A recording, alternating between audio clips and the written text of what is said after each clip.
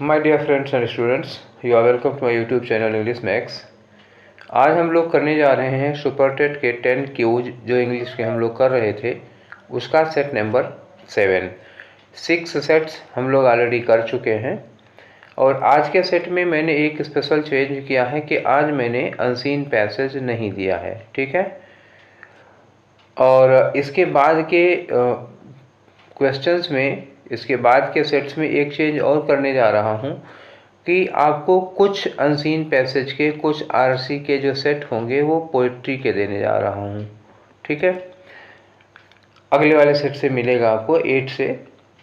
बीच बीच में 2-3 प्रोज के और 1-2 पोइट्री के, 2-3 प्रोज के, 1-2 पोइट्री के, इस तरह से सेट देता रहूँगा। हालांकि इस बात की कोई गारंटी तो नहीं है, कोई गारंटी का कोई अनुमान भी नहीं है कि पोएम का पैसेज पूछ सकते हैं, लेकिन पूछ भी सकते हैं, ठीक है। तो इसलिए आप पोएम के पैसेज की भी प्रैक्टिस करते रहिए और प्रोज की तो फिलहाल आप कर ही रहे हैं। अच्छा, इस तरह से आयोग की ओर से कोई सूचना नहीं है कि पोएम के पैसेज पूछे जाएंगे या प्रोज के पूछे जाएंगे, किसी के भी पूछ सकते हैं। पोएम के पैसेज वैसे सीटेट के एग्ज़ाम में पक्का रहता है कि एक सीटेट के एग्ज़ाम में एक पोएम का पैसेज होगा, लेकिन यूपी टेट में इस तरह से अभी कोई श्योरिटी या इस तरह का कोई पैटर्न देखने को मिला नहीं है, ठीक है। तो चलिए अगले वाले सेट से हम लोग पोएम का पैसेज क्या करेंगे। आज वाले सेट में हमने कोई पैसेज नहीं रखा है, सारे के सारे क्वेश्चन पेडागोजी की और लैंग्वेज से रिलेटेड हैं, ठीक है। तो चलिए शुरू करते हैं आज का अपना डिस्कशन। और आपका ये देखिए पहला क्वेश्चन क्या कह रहा है कि which of the following word does not have silent letter, ठीक है ना। तो कौन सा वर्ड इन चारों में से ऐसा है जिसमें कोई साइलेंट लेटर नहीं लगा हुआ है। चलिए देखते हैं, इसकी एनालिसिस करते हैं। एक वर्ड लिखा है कैटल। कैटल में हमने सी का भी प्रोनाउंस किया, सी और टी का भी प्रोनाउंस किया और एल का भी कैटल ये हमने किया, ठीक है ना। तो सी टी एल तीनों का प्रोनाउंसिएशन किया। अब दूसरे वाले में साइकोलॉजी, क्या पढ़ा जाता है इसको, साइकोलॉजी। तो साइकोलॉजी में SYCHOLY का किया हमने और पी को प्रोनाउंस नहीं किया, तो पी साइलेंट है। अब देखिए यहाँ डाउट है, डाउट में DOUT का प्रोनाउंसिएशन किया जाता है, बी का नहीं किया जाता है, तो बी इसमें साइलेंट हो गया। अब ये देखो नॉलेज है, नॉलेज में हम लोग के का प्रोनाउंसिएशन नहीं करते, NOW का करते हैं, LE का करते हैं, डी का फिर से नहीं करते हैं। तो नॉलेज में कितने 2 साइलेंट लेटर हो गए, डाउट में 1 साइलेंट लेटर हो गया, साइकोलॉजी में 1 साइलेंट लेटर हो गया और कैटल में 0 साइलेंट लेटर हो गया, ठीक है ना। तो आपको अंदाज़ा तो लग गया होगा कि इसमें आपका आंसर कौन सा होगा। तो एक ही वर्ड है जिसमें कोई भी साइलेंट लेटर नहीं है और वो है कैटल। साइलेंट लेटर क्या होता है कि जो स्पेलिंग में आता तो है लेकिन उसको प्रोनाउंस नहीं किया जाता। अच्छा, साइलेंट लेटर हमेशा कंसोनेंट होगा, ये भी ध्यान रखिएगा कि जब भी कोई साइलेंट लेटर लगता है तो वावेल लेटर को साइलेंट माना नहीं जाता, ये हमेशा साइलेंट लेटर कंसोनेंट लेटर होता है। मतलब वो कंसोनेंट लेटर जो स्पेलिंग में आया तो है लेकिन उसको प्रोनाउंस नहीं किया जाएगा। हो गई बात क्लियर, ठीक है। चलिए हम लोग आगे बढ़ते हैं क्वेश्चन नंबर 2 की ओर। और ये रहा हमारा क्वेश्चन नंबर 2। कह रहे हैं कि विच कंजंक्शन, इसमें कौन सा कंजंक्शन है जो सबसे ज़्यादा अप्रोप्रिएट है इन दोनों सेंटेंसेस को आपस में जोड़ने के लिए। सेंटेंस है कि यू विल नॉट सक्सीड, आप सफल नहीं होंगे। दूसरा है कि यू वर्क हार्डर, मतलब हुआ कि मेहनत करोगे। यहाँ लिखा है यू विल नॉट सक्सीड, आप सफल नहीं होगे। यहाँ कह रहे हैं कि यू वर्क हार्डर, और आप और ज़्यादा मेहनत करो। तो ये निगेटिव है और इसे हमें निगेटिव करना पड़ेगा। क्यों? क्योंकि बैलेंस बनाना है। तो मतलब ये हुआ कि यू विल नॉट सक्सीड, अगर आप सफल नहीं होंगे अगर आप और ज़्यादा मेहनत नहीं करते हैं तो इस वाले में, दूसरे वाले में हमें नॉट का सेंस ले आना पड़ेगा। सेंस अपने आप आ रहा है कि आप सफल नहीं होंगे अगर आप और ज़्यादा मेहनत नहीं करते। तो इफ़ में क्या हो गया, अगर आप मेहनत करते हैं, मान लीजिए हम यहाँ इफ़ लगा के जोड़ दें तो मतलब हो जाएगा कि you will not succeed if you work harder, अगर आप और ज़्यादा मेहनत करोगे तो सफल नहीं होगे। ये बात गलत हो गई, मतलब हम इफ़ लगा करके नहीं जोड़ सकते हैं। अच्छा, मान लीजिए हम 2 लगाते हैं, तो मान लो यहाँ 2 लगा देते हैं तो 2 यू विल नॉट सक्सीड, हालांकि आप सफल नहीं होंगे, आप ज़्यादा मेहनत करेंगे, कुछ मतलब नहीं बना।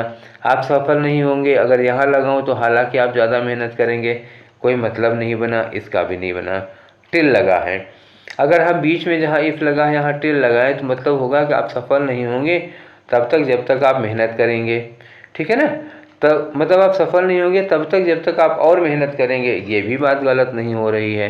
अनलेस लगा के देखिए, चलिए यहाँ पर अनलेस लगा के देखिए तो ये हो गया कि आप सफल नहीं होंगे अनलेस यू वर्क हार्डर का मतलब हुआ अगर आप और मेहनत नहीं करेंगे तो ये वाला जो मतलब है ये ठीक ठीक आ रहा है कि आप सफल नहीं होंगे अगर आप और मेहनत नहीं करेंगे तो ये अनलेस वाला जो क्वेश्चन है, अनलेस वाला जो कंजंक्शन है, यही इन तीनों में चारों में से यही सबसे सुटेबल है।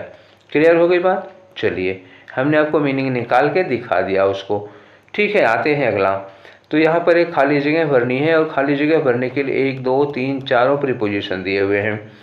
ही केम टू मी, वो मेरे पास आया, डैश मिडनाइट। मिडनाइट के पहले हम लोग क्या लगाते हैं, एट लगाते हैं, ठीक है ना। मिडनाइट, मिड डे और कोई क्लॉक टाइम होता है तो नेम ऑफ मील होता है। दिन के भी कुछ पार्ट्स ऑफ टाइम डे हैं, पार्ट्स ऑफ टाइम है, इसके लिए हमेशा एट यूज किया जाता है, ठीक है ना। क्लियर हो गई बात। मिडनाइट के पहले क्या लगता है, एट लगता है। At noon, at midnight, at dusk, at dawn, at 10 AM, at 10 PM, इस तरह का लगता है। क्लियर। चलिए आगे बढ़ते हैं। ये रहा हमारा क्वेश्चन नंबर 4। तो क्वेश्चन नंबर 4 में कह रहे हैं कि कौन सा सेंटेंस है, मतलब विच of the following sentence does not have an adjective clause. इसमें से कौन सा सेंटेंस ऐसा है जिसमें एडजेक्टिव क्लॉज नहीं लगा हुआ है। तो एडजेक्टिव क्लॉज क्या होता है भाई, सबसे पहले तो ये जानना होगा। एडजेक्टिव क्लॉज को यहाँ पहचानने के पहले एडजेक्टिव क्लॉज क्या होगा। एडजेक्टिव क्लॉज वो क्लॉज होता है जो किसी रिलेटिव प्रोनाउन से कनेक्ट होता है। किससे, रिलेटिव प्रोनाउन से कनेक्टेड होगा। तो आप ढूंढिए कि इसमें किसमें रिलेटिव प्रोनाउन लगा हुआ है। क्लियर।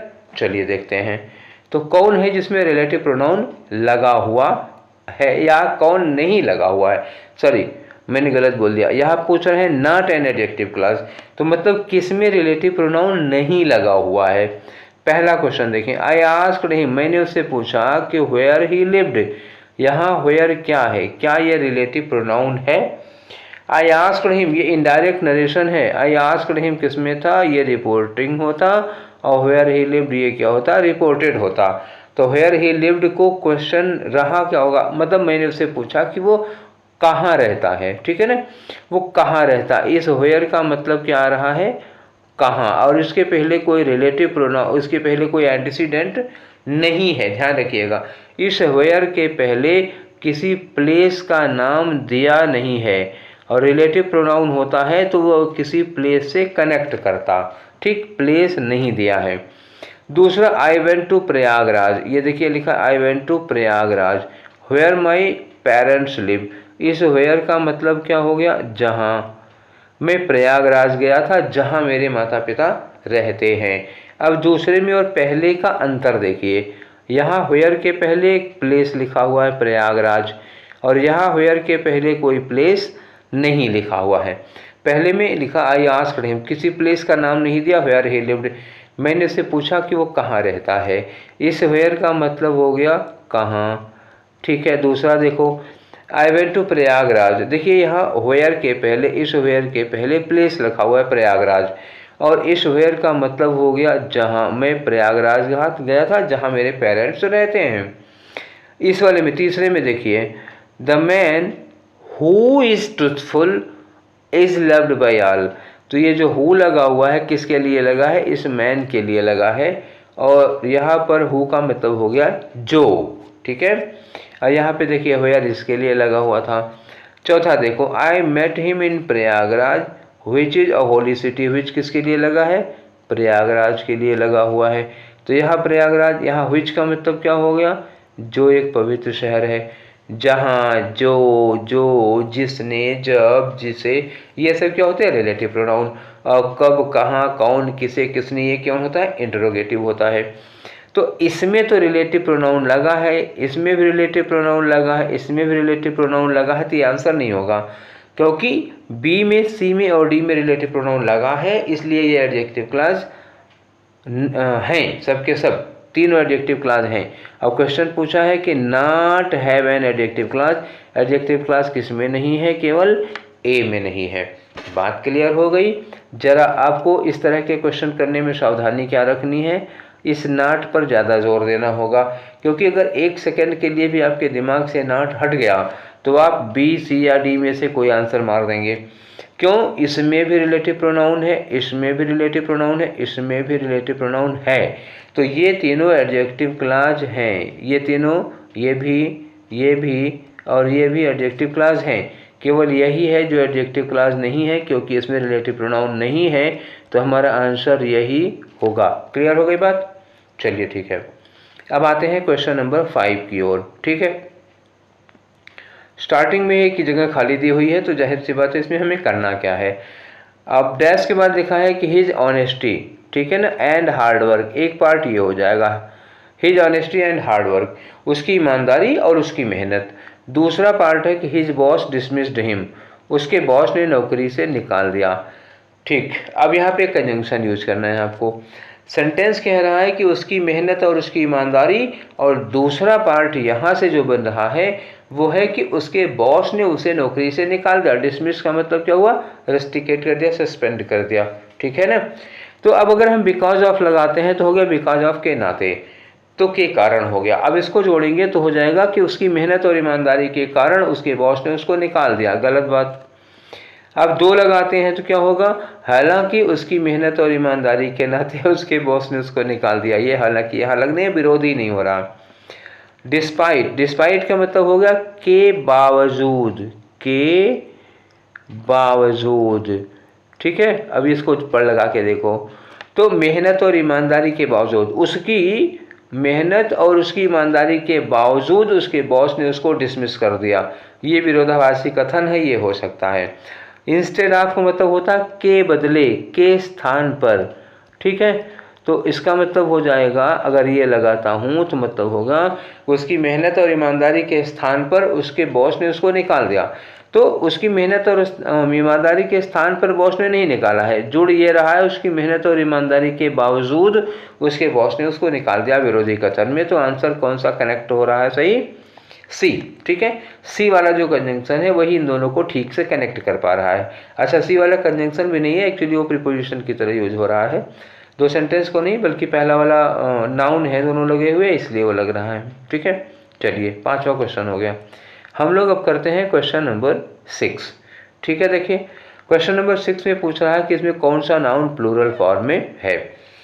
तो आप लोग तो अच्छी तरह जानते हैं कि जनरली हम लोग प्लूरल बनाने के लिए एस लगाते हैं, लेकिन सब जिसमें एस लगे हों वो प्लूरल भी नहीं होते, और सब जिनमें एस नहीं लगा है ज़रूरी नहीं कि वो सिंगुलर हैं। विदाउट एस वाले सिंगुलर हों ये भी नहीं ज़रूरी है, और एस लगा हो तो प्लूरल ही हो ऐसा भी ज़रूरी नहीं है। तो इस एस को लेकर के ख़ास तौर से नाउन के मामले में बड़ा सतर्क रहने की ज़रूरत है। चलिए देखते हैं, पूछा जा रहा है इसमें कौन प्लूरल है। तो इलेक्ट्रॉनिक्स, इलेक्ट्रॉनिक्स में देखिए लास्ट में एस लगा है, but it is not a plural noun. Electronics is name of a subject, ये एक सब्जेक्ट का नाम है, और name of a subject can not be plural, तो प्लूरल हो नहीं सकता। ठीक है, विषय का नाम है, इलेक्ट्रॉनिक्स है, फिजिक्स है, ऑप्टिक्स है, सिविक्स है, इकोनॉमिक्स है, ये प्लूरल थोड़े हो सकता है। अच्छा, दूसरी बात है ये माइस। माइस क्या है? माइस एक्चुअली माउस का प्लूरल है। कुछ वर्ड ऐसे होते हैं, जैसे एक वर्ड है आपने देखा होगा लाउस, एक वर्ड और आपने देखा होगा अंग्रेजी में माउस। तो लाउस का प्लूरल बनाने के लिए OU की जगह ICE लगा देते हैं, लाउस का लाइस हो जाता है, और माउस का क्या हो जाता है? माउस का माइस हो जाता है। तो ये सिंगुलर होते हैं और ये प्लूरल होते हैं। तो आपका प्लूरल कौन है नाउन का? प्लूरल नाउन यही माइस है। हालांकि इसमें एस नहीं लगा हुआ है, फिर भी यही है जो प्लूरल नाउन है। न्यूज़ लिखा, ये देखिए न्यूज़, तो न्यूज़ सिंगुलर होता है, न्यूज़ कभी प्लूरल नहीं होता। बिलियर्ड्स एक खेल का नाम है, एक गेम है, ये प्लूरल नहीं हो सकता। इलेक्ट्रॉनिक्स एक विषय का नाम है, यहाँ भी प्लूरल नहीं हो सकता ये। ठीक है, तो हालांकि इन सब के लास्ट में एस लगा था, बट ये प्लूरल नहीं है, और माइस जिसके लास्ट में एस नहीं लगा था वही हमारा प्लूरल हुआ। तो इस तरह की कोई धारणा अगर आपके मन में है कि एस लगा होगा तो प्लूरल होगा, तो get out of that concept, वो हमेशा सच नहीं होगा। क्लियर हो गई बात? चलिए, तो 6 का आंसर क्या रहा? B. Let's proceed to the question number 7 and the question number 7 reads, क्या लिखा है कि ही वॉज एन ऑर्फन, ठीक है ना, he was an orphan and lived with his uncle. तो ऑर्फन को हम अंडरलाइन कर ले रहे हैं। क्वेश्चन पूछा जा रहा है in the above sentence identify the gender of the word orphan. Orphan word का आप जेंडर बताइए। ऑर्फन का मतलब क्या हुआ, ही वॉज एन ऑर्फन, वो एक अनाथ था। अनाथ का मतलब होता है जिसके माता पिता की डेथ हो गई हो, तो वो एक अनाथ था। And lived with his uncle, ठीक है, और वो अपने अंकल के साथ रहता था। तो अब आप देखिएगा, तो क्वेश्चन जरा सतर्क रहने की ज़रूरत है। अगर ही का पूछा जाता, सपोज जेंडर ही का पूछा जाता, तो ही का जेंडर पूछा जाता तो ही क्या है, मास्कुलाइन जेंडर है, ठीक है ना, क्लियर बात हो गई। अगर अंकल के लिए पूछा जाता, मान लो यहाँ अंकल का है, अंकल होता तो अंकल चाचा होते हैं, ये भी क्या हो गया, मास्कुलाइन हो गया, ठीक है, चाचा हो, मामा हो, फूफा हो, चाहे जो हो, मौसा हो, है ये मौसा फूफा मामा है में से ही कोई। अब पूछ रहा है ऑर्फन का। ऑर्फन का मतलब होता है अनाथ। तो बेटा अनाथ तो लड़का भी हो सकता है, लड़की भी हो सकती है। तो अनाथ जो होता है ये कॉमन जेंडर में आएगा, जो लड़का और लड़की दोनों हो सकते हैं। जैसे स्टूडेंट लड़का लड़की दोनों हो सकता है, टीचर लड़का लड़की दोनों हो सकता है, डॉक्टर लड़का लड़की दोनों हो सकता है। तो जो दोनों हो सकते हैं, जो लड़के लड़की में से कोई भी हो सकता है, उसे हम लोग कॉमन जेंडर में रखते हैं। और ऑर्फन लड़का भी हो सकता है और ऑर्फन लड़की भी हो सकती है। तो ऑर्फन का जेंडर क्या होगा, इसका जेंडर कॉमन जेंडर होगा। That's clear. चलिए आगे बढ़ते हैं। अब हम आगे क्वेश्चन नंबर 8 पर। 10 क्वेश्चंस में हम लोग 8 तक पहुंच चुके हैं। चलिए यहाँ प्रीपोजिशन ही फिर लगाना है। देखिए सिंस, फॉर, फ्रॉम और विद में से कोई एक चीज़ लगानी है। देखते हैं, लिखा है the teacher has been teaching. अच्छा, जब भी आपको परफेक्ट कंटिन्यूअस मिले, देखिएगा हैज़ बीन टीचिंग, जब भी आप has been teaching, has been के साथ आईएनजी फॉर्म, हैव बीन के साथ आईएनजी फॉर्म या हैड बीन के साथ आईएनजी फॉर्म, ऐसा कुछ मिले, परफेक्ट कंटिन्यूअस मिले, तो परफेक्ट कंटिन्यूअस के बाद दो प्रीपोजिशन की पॉसिबिलिटी 99% हो जाती है कि इनमें फॉर या सिंस लगेगा। अब देखते हैं, यहाँ लिखा है 2 आवर्स। 2 आवर्स जो है वो पीरियड ऑफ टाइम है, तो पीरियड ऑफ टाइम के लिए क्या लगाते हैं, फॉर यूज करते हैं, क्योंकि सिंस को पॉइंट ऑफ टाइम के लिए लगाते हैं। तो ये आपका ऑप्शन यहाँ कौन सा होगा, ए वाला होगा। हो गई बात क्लियर। चलिए ठीक है, 8 क्वेश्चन हम लोग कर चुके हैं। अब आते हैं हम क्वेश्चन नंबर 9 पर, ठीक है। 9 और 10 ये दो क्वेश्चन हमने पेडागोजी से रिलेटेड रखे हैं। चलिए कब, अच्छा सीधा कोई क्वेश्चन में नहीं है, थोड़ी केस स्टडी से हमने दिया है इस बार क्वेश्चन। नितेश एक बच्चा है, नितेश कितने साल का है, 4 साल का है। एज पर ध्यान रखिएगा, एज पर बहुत ध्यान रखिएगा। 4 साल का बच्चा है नितेश, 4 ईयर्स ओल्ड चाइल्ड है, 4 साल का बच्चा है। अंडरस्टैंड्स ग्रामेटिकल रूल्स, इसको ग्रामेटिकल रूल्स समझ में आ जाते हैं without being told about rules, इसको रूल्स के बारे में बताया कुछ नहीं जाता है। He is nothing told about rules but he understands the rules of grammar, और without giving attention to them, वो जो ग्रामर के रूल्स जानता है उसको, उसकी ओर अटेंशन नहीं देता है, कोई उसको पढ़ाता नहीं है, बताता नहीं है, ग्रामर के रूल्स सिखाता नहीं है, बस वो अपने एटमॉस्फियर से, मम्मी पापा सब लोग, जैसे ही के साथ गोज लिखा, यू के साथ गो बोली, उन्होंने सीधे बोला you go you go you go, और उसके भाई के लिए बोला कि सी गोज या ही गोज, यू गो और ही गोज, वो सुनता रहा ही गोज, अच्छा ही गोज और ही यू गो। तो वो उसको किसी ने ये नहीं बताया है कि you is plural noun, he is singular, ठीक है ना, तो he is singular subject therefore S should be used in the verb, ये सब कुछ किसी ने नहीं बताया है। वो बस अपने एटमॉस्फेयर में सुनता है, देखता है, जैसा सुनता है वैसा वो यूज करता है। वो कहाँ एंड लगाना है, कहाँ बट लगाना है, कहाँ वाज लगाना है, कहाँ इज लगाना है, वो सब कुछ ऐसे ही सुन सुन के एटमॉस्फेयर से सीख रहा है, किसी ने पढ़ाया नहीं है, प्रॉपर ट्रेनिंग नहीं हुई उसकी, ठीक है ना, बस ध्यान रखिएगा। तो विदाउट प्रॉपर ट्रेनिंग वो लैंग्वेज को सीख रहा है, तो इसको क्या कहते हैं, this happens in a natural manner. देखिए फिर यहाँ पे क्लियर करके लिखा गया है this happens in a natural manner, तो it is an example of, ये किसका एग्जाम्पल माना जाएगा, लैंग्वेज एक्विजिशन का, लैंग्वेज लर्निंग का, लैंग्वेज डेवलपमेंट का, या लैंग्वेज कॉम्पिटेंस का। तो ये होगा लैंग्वेज एक्विजिशन का। एक्विजिशन में क्या होता है, विदाउट एफर्ट लैंग्वेज लर्न की जाती है या लैंग्वेज सीखी जाती है विदाउट एफर्ट। और लर्निंग में क्या होता है, उसको पढ़ाया जाता है, सिखाया जाता है, ट्रेंड किया जाता है, उसको ग्रामर के रूल्स बताए जाते हैं। तो जो लर्निंग है ये क्या है, इसमें एफर्ट होता है, ठीक है। और एक्विजिशन में एफर्ट नहीं होता, ये एफर्टलेस है, ये एक्टिव नहीं है, ये पैसिव प्रोसेस होता है, ठीक है। एक्विजिशन एफर्टलेस और पैसिव होता है। और दूसरी बात, जो लर्निंग है उसमें एफर्ट होता है और ये एक्टिव प्रोसेस होता है। क्लियर हुई बात।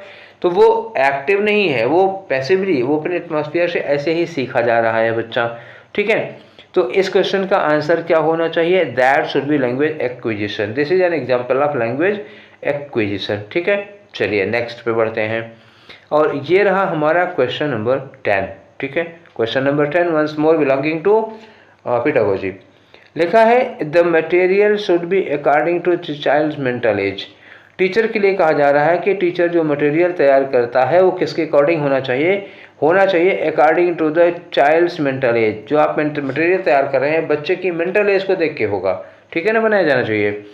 उसकी मेंटल एबिलिटी को देख के बनाना चाहिए, उसकी ग्रेड और लेवल को देख करके। क्या क्या चीज़ें इन्होंने बनाया, आप जो भी टीचिंग मटेरियल तैयार कर रहे हैं, जिस बच्चे के लिए तैयार कर रहे हैं, उस बच्चे की मेंटल एज, मेंटल एबिलिटी, उसकी ग्रेड और उसका लेवल, इन चीज़ों को ध्यान में रख कर आप स्टडी या टीचिंग मटेरियल तैयार कर रहे हैं। तो which principle of teaching is involve in this statement. इस बात में कौन सा टीचिंग का प्रिंसिपल इंक्लूड है, कौन सा टीचिंग प्रिंसिपल इस सिद्धांत में पाया जा रहा है कि whatever you will prepare your teaching material it will be according to the mental age, mental ability, grade and level of the student, ठीक है। तो क्या ये कंक्रीटनेस का प्रिंसिपल है, या एक्यूरेसी एंड करेक्टनेस का प्रिंसिपल है, या सिलेक्शन एंड ग्रेडेशन का प्रिंसिपल है, या प्रोपोर्शन का प्रिंसिपल है। तो it is the principle of selection and gradation. Selection and gradation के प्रिंसिपल में क्या होता है, योर टीचिंग मटेरियल, ठीक है ना, your class lecture your material will be prepared according to the mental ability, age, grade and level of your student. Clear हो गई बात। तो ये है सिलेक्शन एंड ग्रेडेशन का क्वेश्चन, ठीक है। तो ये रहे हमारे आज के 10 क्वेश्चन, ठीक है। ये साथ सेट नंबर 7 हम कर रहे थे। तो 10 क्वेश्चन इसके भी हम लोग कर चुके। ये क्वेश्चंस आपको कैसे लगे, किस लेवल के लगे, क्या इससे आपको कुछ फ़ायदा मिल रहा है या नहीं मिल रहा है, या आपको किसी खास तरह की डिमांड हो। मैं बार बार कहता हूँ कि आप मैसेज करिए और बताइए आपको खास डिमांड है। अगर आप उस पर नहीं मैसेज कर सकते हैं मुझे पर्सनली मैसेज करके बताइए, so that I may prepare lecture beneficial to you, ताकि ऐसे लेक्चर में तैयार कर सकूँ जो आपके काम के हों, ठीक है। और आप लोगों के लिए अभी जल्दी ही में हम कुछ क्वेश्चन प्रैक्टिस सेट के लिए, सुपर टेट के लिए भी कुछ प्रैक्टिस सेट बना रहा हूँ, जिसमें आपके वर्ब की फॉर्म के प्रैक्टिस सेट होंगे, टेंस के प्रैक्टिस सेट होंगे, और सेंटेंस के और क्लॉज के और टाइप ऑफ सेंटेंस के, इन सब के प्रैक्टिस सेट बनाने वाला हूँ। और कुछ प्रैक्टिस सेट पेडागोजी के भी बनाऊंगा, थोड़े टॉपिक वाइज बनाऊंगा और थोड़े से मिक्स्ड बनाऊंगा, ठीक है। पहले हम लोग टॉपिक वाइज प्रैक्टिस सेट करेंगे, उसके बाद मिक्स्ड करेंगे, ठीक। और उम्मीद है कि आपको ये प्रैक्टिस सेट अप्रैल में मिल जाएंगे, ठीक है। ऐसी कोशिश कर रहा हूँ मैं, बाकी ऊपर वाला जाने कितनी कामयाबी मिलती है कोशिश में, ठीक है। तो फिर मिलेंगे, जल्दी ही मुलाकात होगी अगले वाले प्रैक्टिस सेट के साथ। Till then take care, thank you.